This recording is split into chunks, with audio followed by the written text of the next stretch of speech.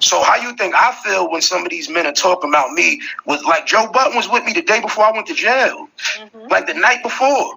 Mad respectful, cool dude, made me drinks and all that shit. So, and this is a nigga that I've been speaking to my whole time in jail, literally my whole time. And I'm mad because I tell a nigga, do not talk about my friend. My friend is dead. And when my friend was alive, you never spoke ill of him. And you was trying to get a job for my friend for years, trying to get a job. And I could be honest and tell people like, yo, the real shit was that he didn't take it at first because he didn't want the rest of the crowd that he had. When he had Joe Budden and Marissa Mendez, that's when it was called I'll Name This Podcast Later.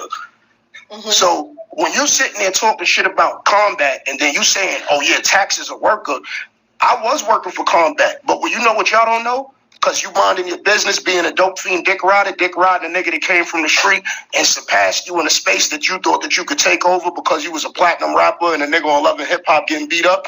What happened is that you didn't like that a nigga grew so big on the internet because nigga, you had 1 million followers and I still don't got 1 million followers. So how the fuck was I doing better than you? And our shit was coming out a day apart. You never did better numbers than me. I got ads before you. Y'all niggas started falsifying y'all ads. And this is real talk. Tristan Walker, them niggas will tell on that. N.O.R.E, all of them was faking their numbers. Because they said, Tax, how the fuck are you selling 300 razors and these niggas are selling 20? And they talking about they got 1 million views on their show and they got 1 million followers. I said, I'm not here to tell you that, man. Those is good dudes. And I left it alone like I knew nothing was going on. But this is why N.O.R.E not on CBS now. Because they was there faking their numbers at CBS. The first couple episodes, they acting like they got fucking 2 million fucking hits and shit. And the CBS found out and they ain't want to pay up.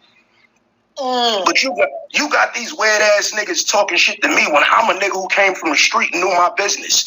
I went in every office and did my deal. I went in Duce office and brokered my own fucking deal, nigga. With pure knowledge of the liquor industry that I learned off the internet.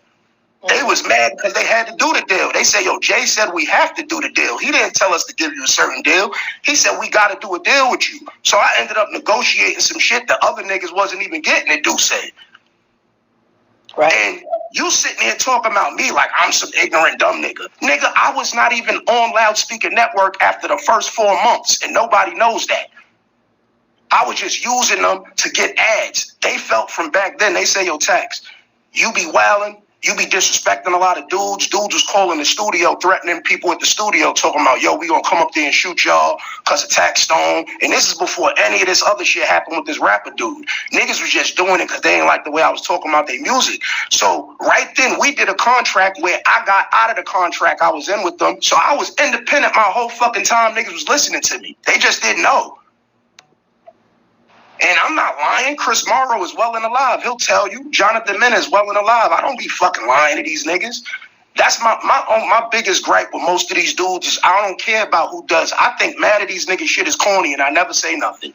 I don't think Joe Budden got a corny podcast. I've listened to it before. I think he know how to talk. He's a wordsmith. He can make good content. I think a lot of them other niggas is corny. I think Elliot Wilson is whack. That nigga put you right to sleep. I like B-Dot. B-Dot my man. But I think B-Dot becomes whack being around Elliot Wilson.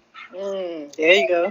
You understand? And this is just my God honest truth. Like, I helped Wallow do the podcast from jail in 2017. I gave this nigga every advertiser I had while I was in jail because P&B Rock said, my man just came home from jail. Can you help him?